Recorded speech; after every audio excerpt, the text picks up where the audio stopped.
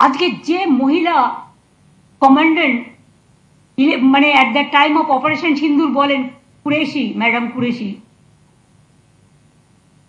কি আমরা সেকুলার কান্ট্রিতে বাস করি আর will fight for the country, fight for the motherland.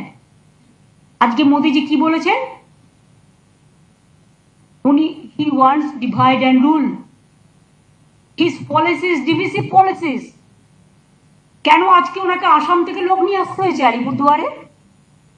আলিপুরদুয়ারের মানুষের প্রতি যদি বিশ্বাস থাকতো তাহলে তো আসাম থেকে লোক নিয়ে আসতে হতো না।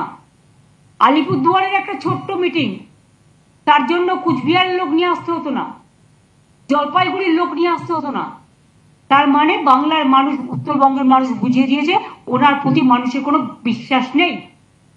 এক সময় নিজেকে চালা বলে দাবি করে ঘুরে বেড়াতেন, দ্বিতীয়বার বললেন পাহাড়াদার, এখন আবার বলছেন সিঁদুর বেচবেন।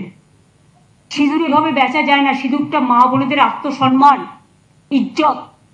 বাংলার মা বোনেরা যে আত্মসম্মান নিয়ে বাঁচেন, ইউপিতে হয়, বিহারে হয়, আসামে হয়, গুজরাটে হয়, মধ্যপ্রদেশে হয়।